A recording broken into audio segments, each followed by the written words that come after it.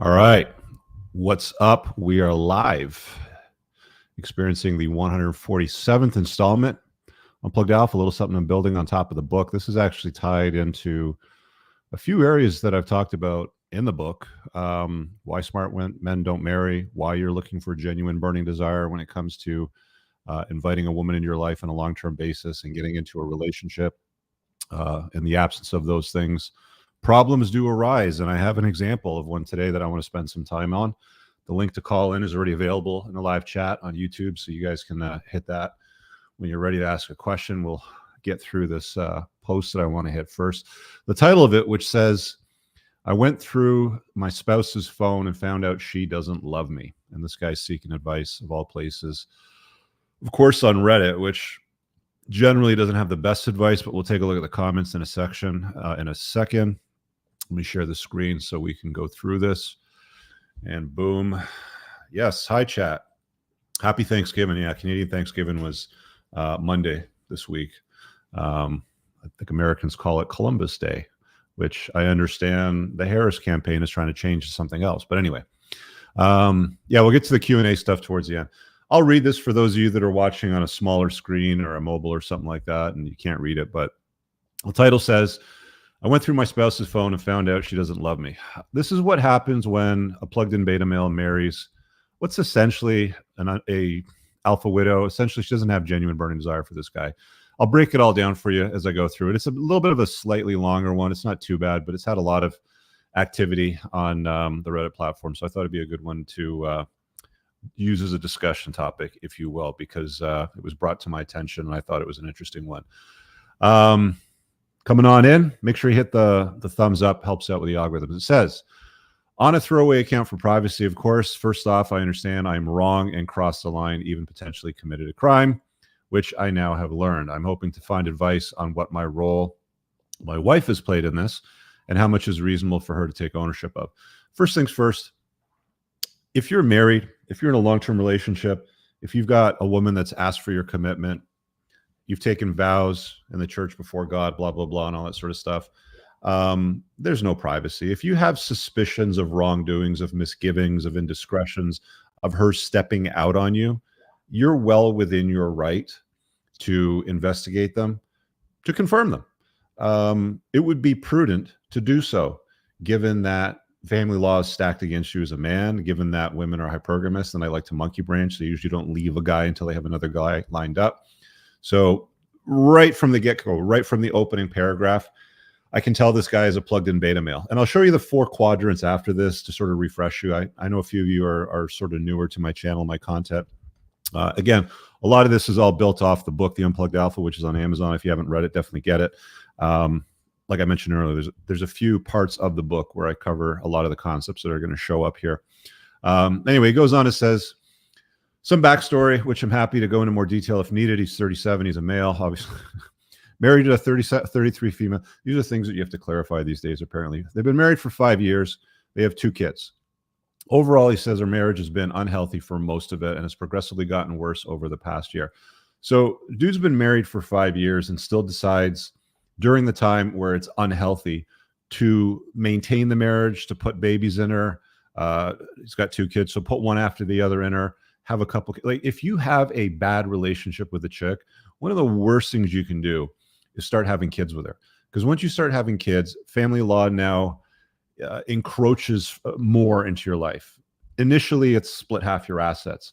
Then it's split half your assets plus she gets custody of the kids and money starts flowing. More money starts flowing from you to her because of the way family law works and how she's going to typically alienate you and want custody and how all those things sort of mechanically operate. But they've got 2 kids. And he's saying pretty much for the entire time, what word to use? He used unhealthy for most of it, and then continues to say it's progressively gotten worse over the past year. Okay. Poor conflict resolution and communication about issues. Let's see if he talks about love languages. Poor communication, resolution, and communication about issues we feel strongly about. I went through a bout of depression when our second child was born. Home life was stressful. Relationship with wife was becoming non-existent. I'm assuming he means the intimacy part. When intimacy goes away, it's over. You're done. Usually leading up to the decline or the elimination of intimacy completely is what's called contempt.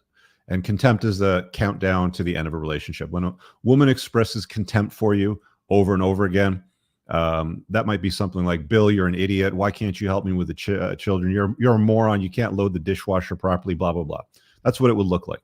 And a lot of guys will experience that. Anyway, blah, blah, blah. He had a bout of depression when her second child. This is usually something that women go through. Like postpartum is typically female. It's because the imbalance of hormones. Why a guy would go through this, maybe he's low T. I don't know. I mean, anyway, home life was stressful. Relationship with wife becoming non-existent. I tried understanding and supporting during newborn phase, but could have been better. He's taken a lot of blame for this right off the bat. It's my fault. I could have been better. I shouldn't have looked at her phone.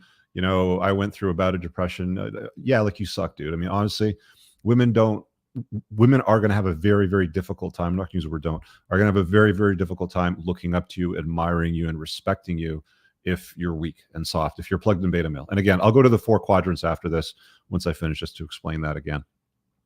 Work environment, blah, blah, blah. Sorry, I tried to be understanding and supported during the newborn, and work environment became very toxic.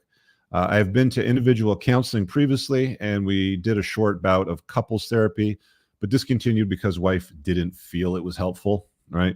She admits to not being interested in therapy and mainly went for me. I have felt increasingly insecure about my marriage, low self-esteem, and extremely lonely at home. When a chick, what words to use? Therapy mainly for me. When a chick would use some sort of word salad or soundbite that amounts to mostly went to therapy for me, like people do this sort of stuff to say, well, I tried. At least I went through the motions, so I won't be judged. And the last thing women want in life is to be judged, right? Like their reputation is very, very important. I've talked many times about reputation management. You should go to the Entrepreneurs in Cars channel and search for reputation management. You'll see a few videos there for sure if you search on the channel bar itself. Therapy, okay. Last year, wife started a new job. Now, going back to the earlier paragraphs he was talking about, it's gotten progressively worse in the last year. Well, what's happened in the last year? She's got a new job. She's in a new work environment. Let's find out what happens over there. She starts making new friends at work. One of the wife's coworkers was married with many side pieces. And when my wife described this coworker to me, my wife made a remark along the lines of, maybe that's just how people stay happily married. Isn't that interesting? Now, he doesn't distinguish whether or not this coworker is male or female, because in today's world, almost all plugged in beta males sort of set that aside. It's like a whitewash. You start hearing a lot of like non-binary terms like my partner. A lot of times you'll read some of these posts and they'll make reference to the person they're talking about as their partner, because they don't want to say my wife or my husband or my boyfriend or my girlfriend. So a lot of the times it's very difficult to get to the bottom of a lot of this with the language that's used, because they're so non-binary and, you know, progressive and stuff. But anyway, wife making a comment about a coworker stepping out in their marriage with many side pieces by saying maybe that's just how people stay happily married. Not women. Women can't step out and have multiple side pieces and be happily married. It's impossible. It's impossible for them genetically. Their DNA does not allow them to be able to fall in love with multiple people simultaneously. Men can easily step out, have exercise with a whole bunch of women very easily, and come home and love their wives and families. And I've said that many times. People disagree with me, yet I've had nobody come in on a live show, call in, and have a debate with me on it, because it's impossible for them to win that one. But we'll see if one day somebody actually has the balls to do that, or the gumption. Anyway, so wife says that's how people stay happily married in accordance to her views with coworkers. Moving on, having already been insecure about us, I decided to go through her phone. As you should, because that's where you'll find the answers to the questions that you're asking. When you have uncertainty in a long-term committed relationship where marriage is basically that. You know, you go to a church, you take your vows, you go before a judge, you take your vows, whatever it happens to be. It's considered a commitment. In the past, when you got married was the first time that you had sex. Today, when you get married, that's when you're supposed to stop having sex with other people, right? Like that's how things are supposed to go today. Whereas in the past, it was a little bit different.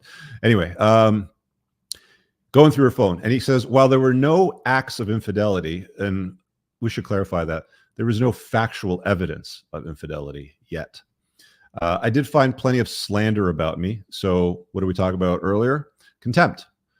Slander is a form of contempt. And if she's talking shit about him, whether it's to him or to other people, that is a form of contempt. I've said this before. A good person that is a friend, is a reliable wife, lover, girlfriend, whatever it is you want to call it, will talk shit to your face. Like, your good friends will talk shit to your face, right? Rich, nice shirt, does it come in men's? That's a woman's car, blah, blah, blah. Like they'll poke at you, right? But when you're not in the room and you're not within earshot, they will always defend you. In this instance, she's talking shit. And anybody that talks shit about you behind your back is not reliable, is not somebody that you want in your life, regardless of whether or not they're your wife, your girlfriend, a good friend, a business partner, an associate, whatever it happens to be. Somebody talks shit about you to other people and you hear about it, or you read about it as you're going through, their phone. Here we go. This is where it starts to get interesting. Anyway, I did find plenty of slander about me in addition to her discussing a previous partner. Again, dorks like this won't use the word boyfriend, fiance, lover, whatever it happens to be. They'll go partner. They'll slam that very vanilla non-binary term in there. Anyway, she described having feelings of love for him. Okay, so partner is definitely a him. And while she only reached out to him in a friendly way, which led nowhere, her conversations with her friends conveyed she envisioned a future with this man. Now, let me just highlight that to deal with that. She reached out to him in a friendly way. That's what chicks do. I've had a number of gals that I dated in the past over the last several years that have reached out to me in a friendly way, who also happen to be married to a guy and have a family with him, sort of thing. And I, of course, shut that down. I don't want to get involved in that nonsense, because why would I today when I got rid of them in yesteryear, sort of thing. But that's what women do. Like, they'll reach out to you in a friendly way. Oh, hey, I saw you on Facebook, or I came across one of your reels on Instagram, or I saw a little short of you somewhere and you were talking about something. Looks like you're doing well. You look good. What have you been up to? Blah, blah, blah. This is how they do it. Like, they reach out in a friend. How you been? What are things like? Is your brother doing well? And the blah, blah, blah sort of thing. That's what they do. Now, he uses the term led nowhere, which leads me to believe the guy that she reached out to probably didn't reciprocate. Blew her off, indifferent. I remember the last one that reached out to me. She was at me and messaging me. She's like, and then it turned into, I'm really sorry that I did this, that, and the other thing. I was really immature then, and I really did love you, and blah, blah, blah, and that sort of thing, like waiting for something to come back. To which I basically, got to the point of, why are you messaging me if you're married? I can clearly see in your Facebook you've got children with this man. And I knew her husband. He was a very successful businessman as well, too, right? So it's like, these things just sort of like happen out of the blue, friendly way. Like, there's no good that comes out of women keeping in touch with exes from their past. It's one of the red flags in my 21 red flag list. If you get on the email list on the bottom, is it on my email list? Yeah, that's the right ticker. It says get on the email list and receive the free chapter from my book. You can get the 21 red flag chapter for absolutely free by opting in at entrepreneursandcars.com/red-flags. One of the red flags that I have is women that keep guys from their past around. They're in contact with them. They remain friendly with them. It's always a problem. It's going to lead to bigger problems later on down the road. Anyway, her conversations with friends conveyed she envisioned a future with this man.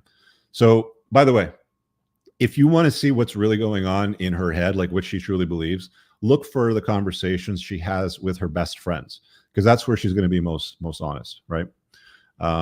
They will often delete a lot of stuff because they know that they're up to absolutely no good, and they'll try to hide it. They might put it in like a vault folder. Like, they have these fake folders and stuff in like phones. I think there was one that somebody told me about once that's like disguised as a calculator. So it looks like a calculator icon, but then you click it and you put in some password and it unlocks like access to things that you've saved, picture files, video files, text messages, screenshots, whatever.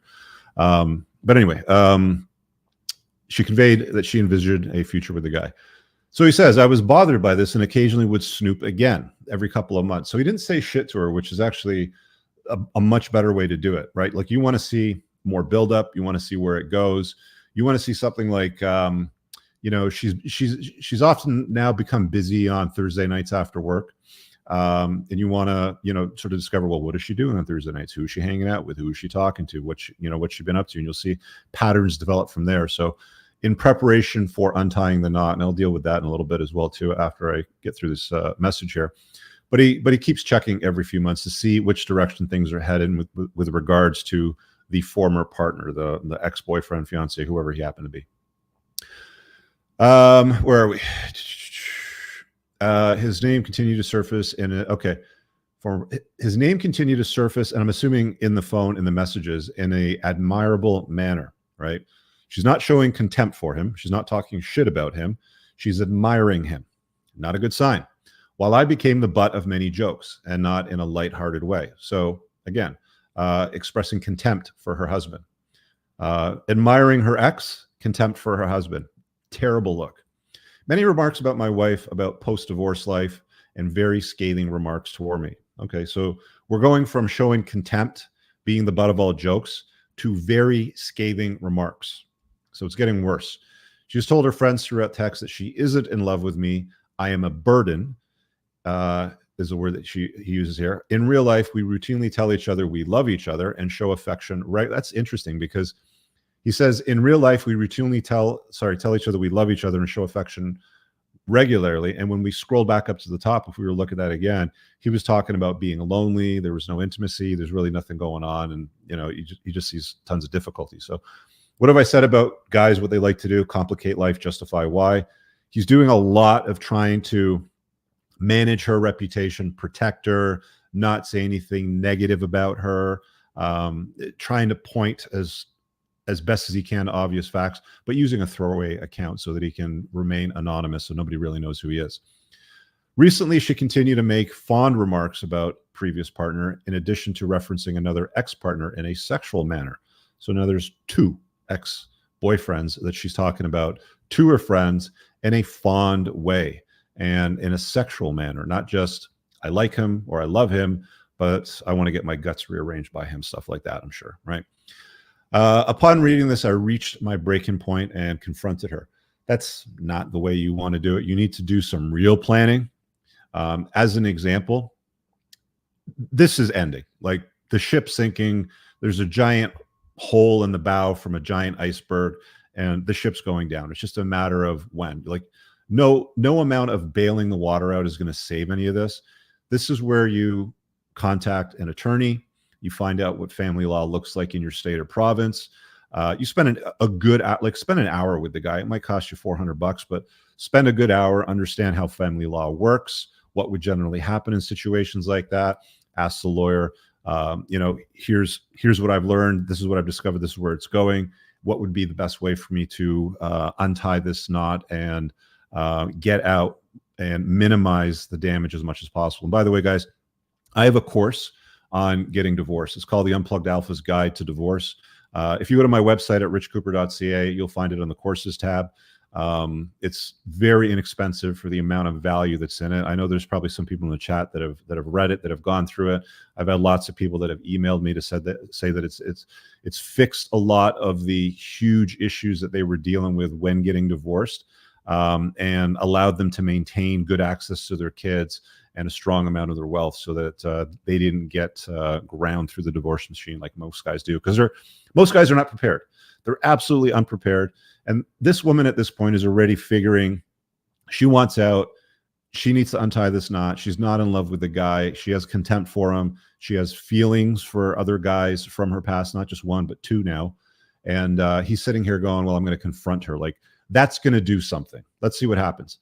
Anyway, confronted her, admitting I was wrong for not coming to her sooner, while at the same time very upset over all the things I said about me to other men.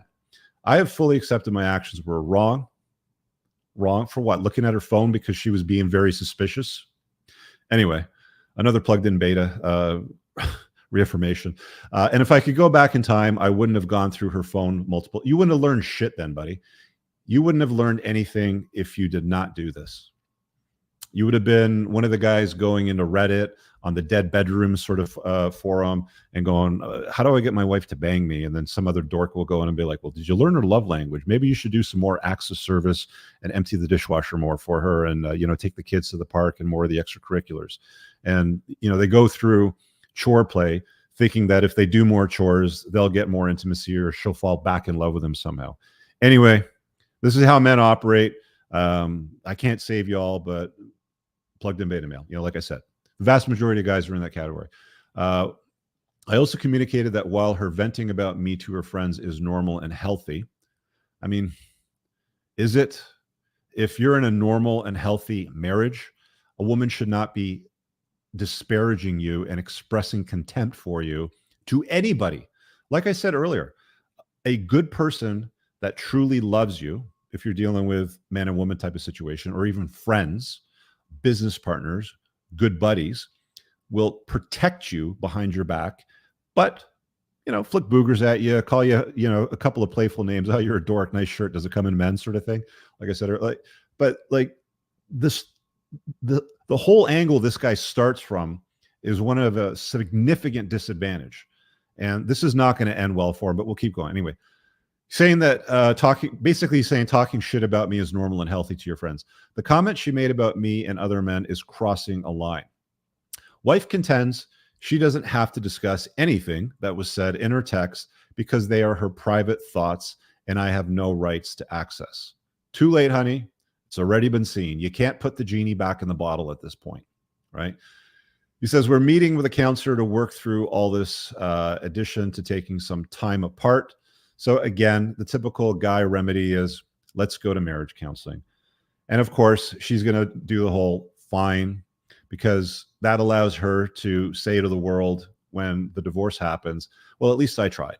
I went to the marriage counseling with him and blah, blah, blah, blah, blah. Insert reason why it didn't work out, protecting herself, protecting her integrity, managing her reputation, of course. That's how it goes. Working through all this in addition to taking some time apart. But my wife has said multiple times that she won't discuss the content of the text she sent because I shouldn't have ever known what was there. Whatever. She has admitted that the content of the text are very hurtful, but refuses to accept responsibility for hurting me. She doesn't give a shit about this guy, right? Taking accountability for doing something to somebody else means that you give a fuck about them, right? I'm sorry, I shouldn't have done that. I know that you're hurt. You're right to feel that way because I did the wrong thing. That's what taking accountability looks like. She's not taking accountability. I mean, women don't generally take accountability. It's like kryptonite to them, for the most part. There's lots of memes out on the internet. I'm sure you've seen some of them. Anyway, let's keep going. She has admitted to the content very hurtful, but refuses to accept responsibility. She won't forgive me for what I did. So she's now gaslighting the dude. She's turning this all around and said, you infringed on my privacy and I'll never forgive you for looking at my phone, even though she was being a total see you next Thursday. Spell out the words, you can figure it out. Speaking to her inner circle in a contemptuous way, a disparaging way about him. And we're likely heading for divorce, he says. For anyone that has been in a similar situation, what to make of this? Should my wife take ownership of her thoughts and feelings that I accessed without her consent?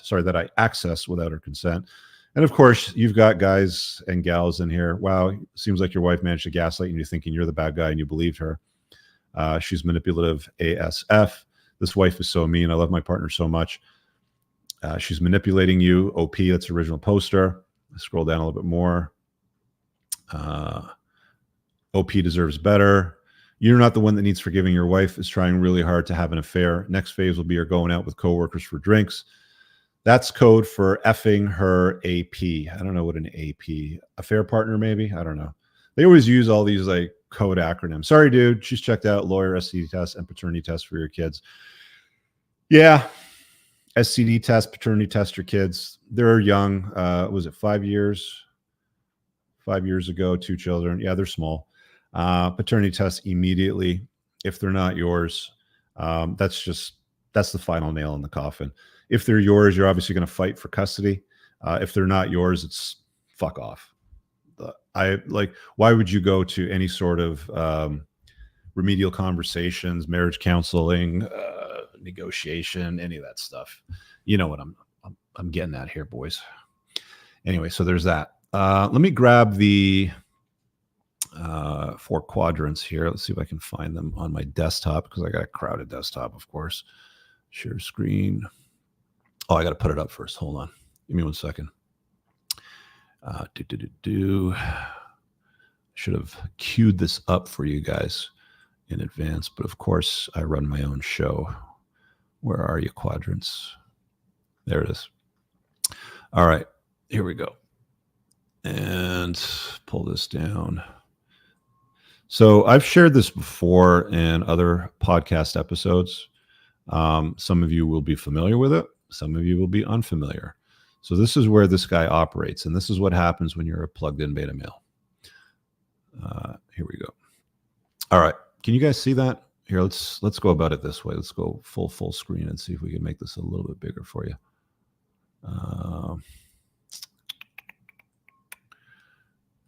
It's going to be hard to read. Anyway, I'll cover it for you. We've got guys operating in one of these 4 quadrants today. Can I make this bigger somehow? Yeah, but of course it does this to the screen. Yeah. Anyway, we've got guys that operate in 4 quadrants today. So I'll just go big and I'll move around the quadrants. This guy is definitely not on the alpha side. So on the top half, it's alpha. On the bottom half, sorry, on the left-hand side, it's alpha. On the right-hand side, it's beta. Bottom is plugged in, top is unplugged. Okay, it's just 4 very simple quadrants. And you'll see by the size of the arrows where most guys are in their life. So let's just zoom in over here. This is the plugged in beta. This is what this guy is. This is what happens when you marry a woman as a plugged in beta and you obey everything she says. You go through betatization through 1,000 concessions. You're basically bending the knee to everything that she's all about. So this is just a quick breakdown.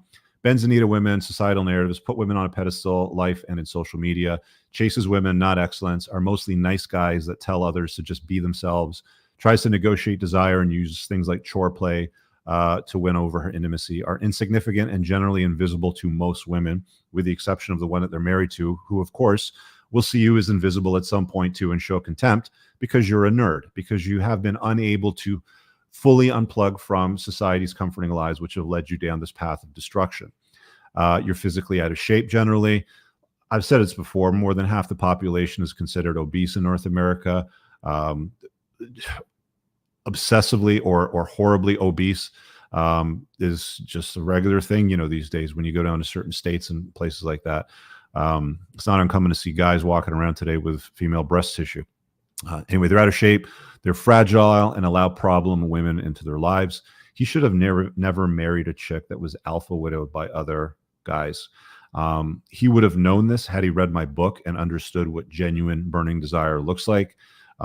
When you experience it, you'll accept nothing less. Any guy right now in the live chat, you can mention it there in the live chat, guys, please. Once you've experienced GBD, genuine burning desire, you will not tolerate anything less than that. You will not invest into a woman that doesn't express a strong desire for you. It is a waste of your time, because this is what smart guys do. But plugged in beta males, no problem. They'll, any gal that's on a dating app that's 30 years old that says, I'm done with my party years and the bad boys, I'm looking to settle down and create a family, the plugged in beta males will swoop in. She'll pick the best dork that she can find out of the bunch and start having kids with him, because the other guys refuse to commit to her. He mentioned in his post earlier that she had reached out to a guy in a friendly way, but it turned into nothing, even though she's still expressing sexual interest in 2 guys now. But they didn't reciprocate. They didn't show any interest and wanted to take it further in accordance to his messaging. So alpha widow, classic alpha widow right there.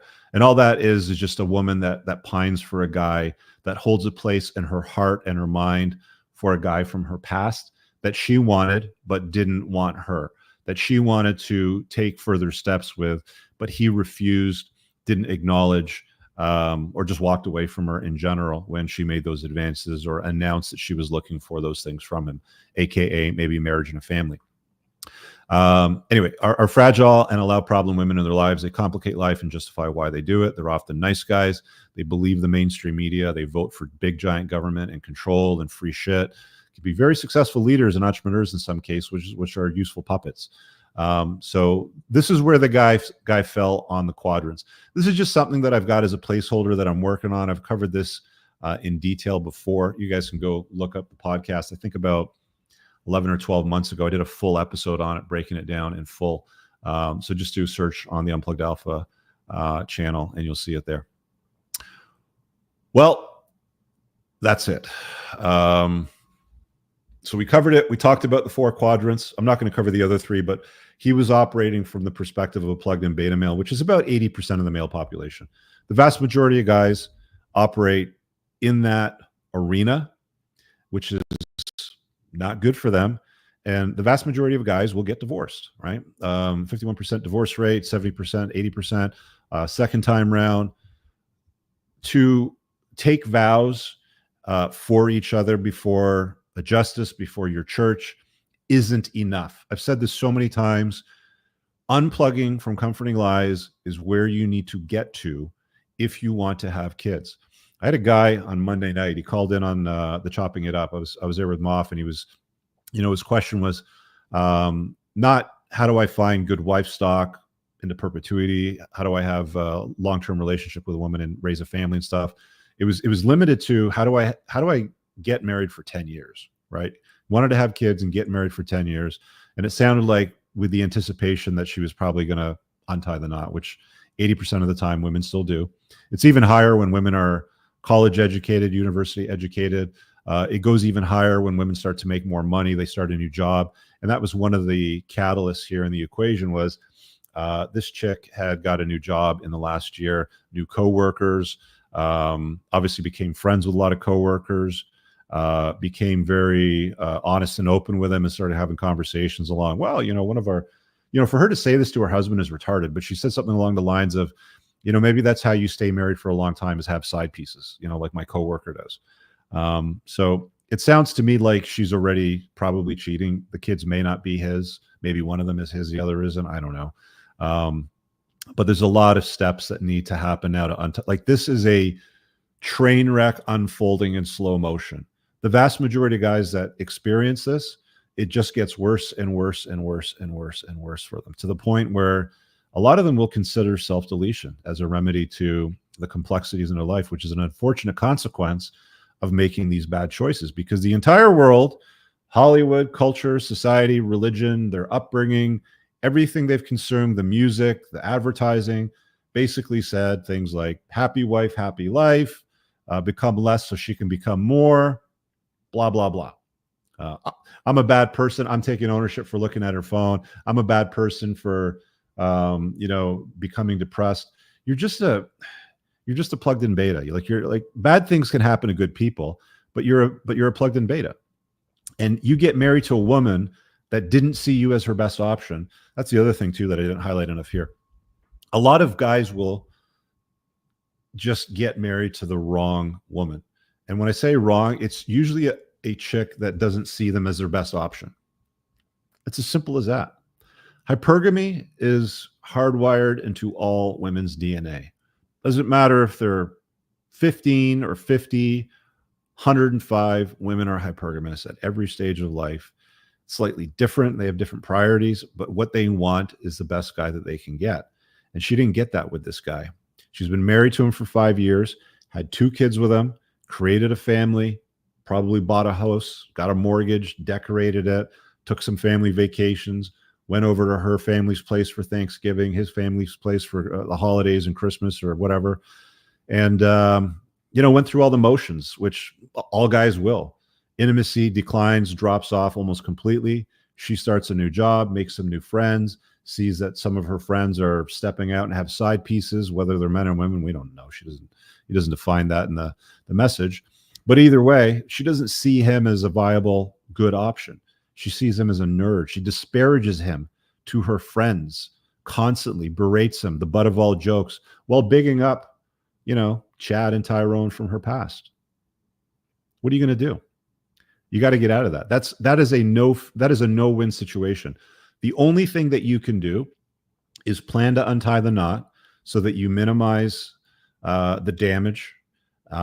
Make sure the kids are yours. So you either fight for custody or you don't. You just say, like, these kids aren't mine, so I'm done. You deal with it. Let Chad and Tyrone, pay the bills. The problem is if you've been acting like the father to children that aren't yours, here's where family law gets really complex and unfair to guys. This guy could be married to this chick for 5 years. Both those kids may not be genetically his.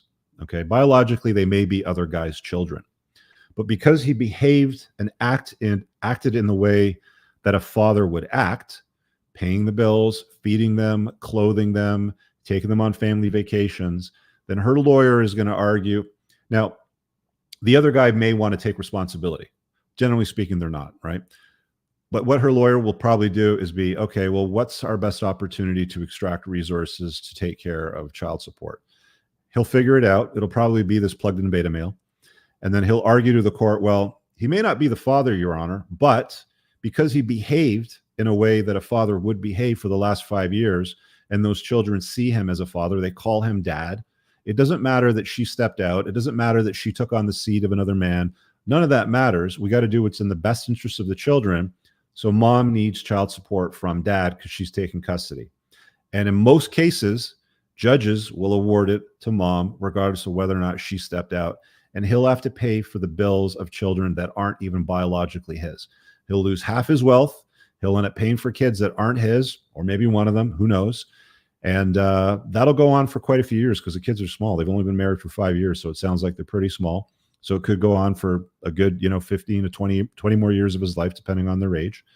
And that's that. And then it's another notch in, the corrupt family court system. It's another notch in her belt. And she doesn't care. There's no consequences. There's absolutely no consequences for her disparaging him, not loving him, even though he did all the right things. This is why I tell you guys, read the damn book. Get your fucking head squared away so that you understand how things work. This is the guide. This is the guidebook, ladies and gentlemen. This is what you need to read. If you want to get further down the rabbit hole, like way deeper down the rabbit hole, join my School of Unplugging. You can find that on my website as well, which has hours and hours of content in every area that you need to fix. It'll show you how to make real money. For guys that want to raise unplugged kids that don't conform to society's lies, it'll show you how to do that.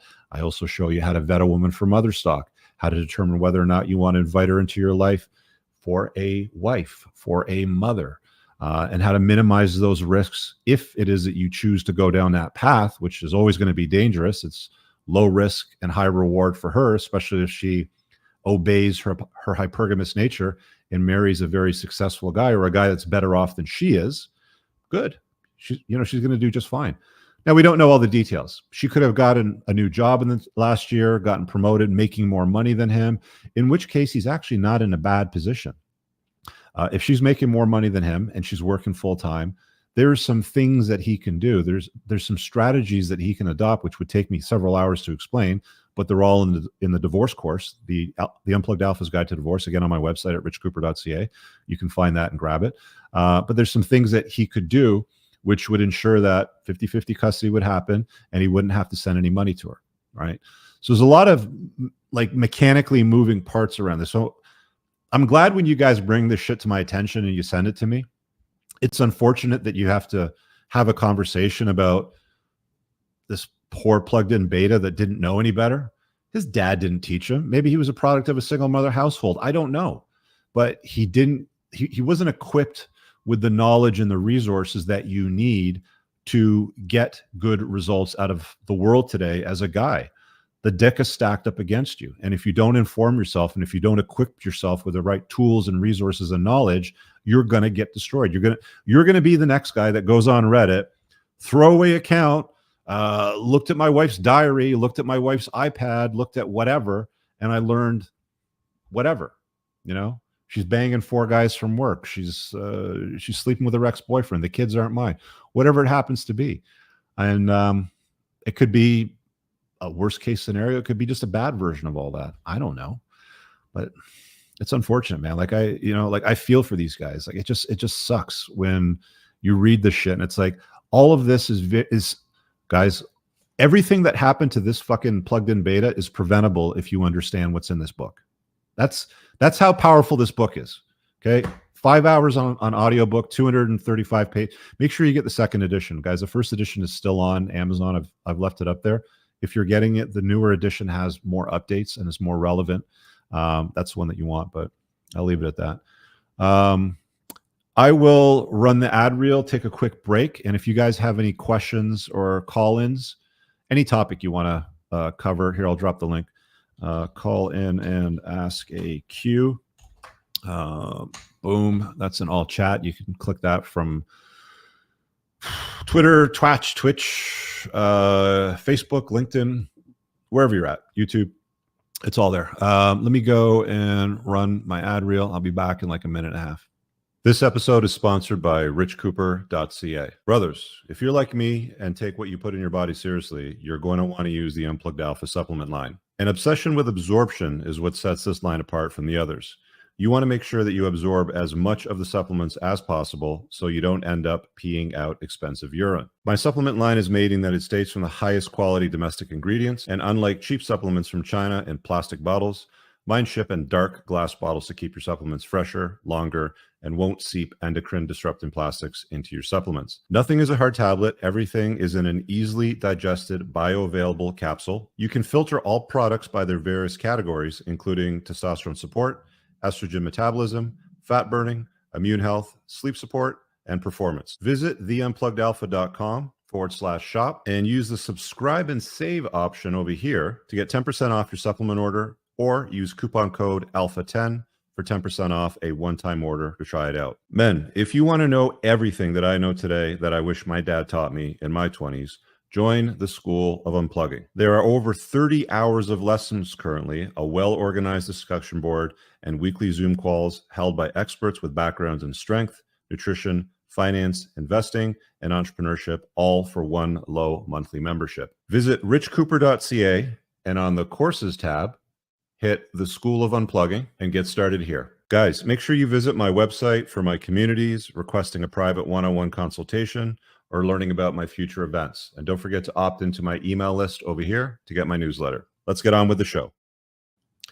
I was on Twitter X this morning, and the topic of reparations has been trending under the Harris-Walz campaign. Apparently Harris has been doing quite a few podcasts and talking to the Black community about contemplating the need to entertain reparations for what happened to them. And I think Kizza saw it because he made a comment there about it when I was sort of reading some of the notes. But I would like to see reparations for fathers that have been destroyed in family courts by women that got bored, cheated on them, whatever, like a genuinely good guy. Nice guys don't finish well in court. They do badly. Court is not, like, family law is not the place for chivalry. It is not the place to kiss ass. It is not the time and place for that thing. But let's see a politician for a change start talking about reparations for fathers destroyed in family courts, with mothers manipulating the legal system to extract maximum resources, steal his wealth, alienate him from his own children, and lie without any consequence. But you'll never hear that conversation. The conversation about reparations there doesn't make sense. But let's talk about some shit that ended in 1865, because we need reparations for that, apparently, even though there's nobody alive from that era, or because you had to sit in a different part of the bus or drink from a different water fountain in the 1930s. But this is how the world operates today.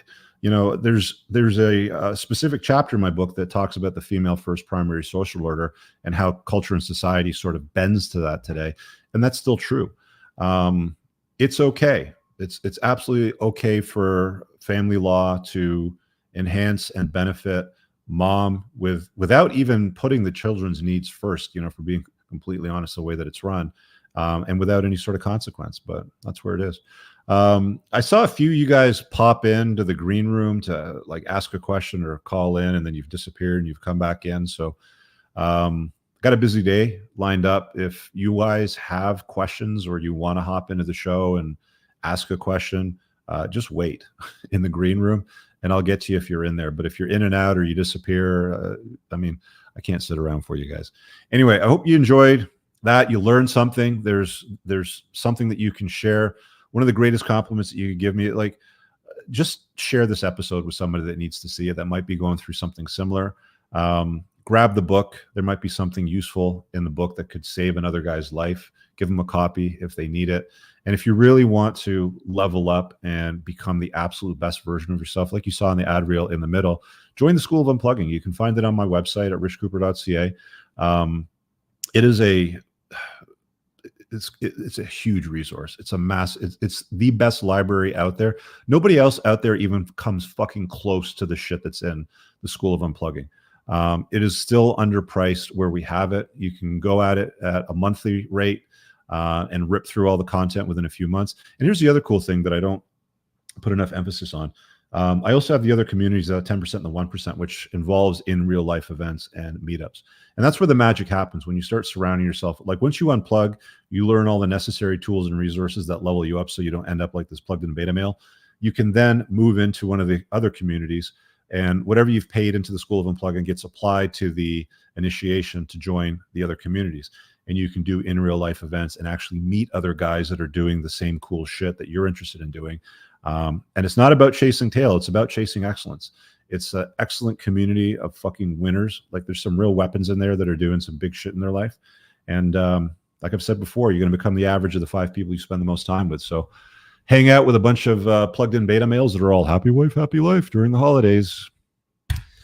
Hang out with 5 of those guys. You're bound to be the 6th. Anyway, you guys have an awesome day. Peace out. All right, guys, if you enjoyed that podcast, make sure you visit my website at richcooper.ca to learn more about my courses, my book, The Unplugged Alpha, community, or booking me for private coaching. Also, if you are a Canadian with $15,000 or more of credit card debt and what you are doing right now isn't paying off the balances, then visit totaldebtfreedom.ca and hit get a free quote to see if you qualify to settle your credit card debt for less than you owe today over the next 48 months. Make sure you check out the top pinned comment on YouTube for all the links mentioned during the show.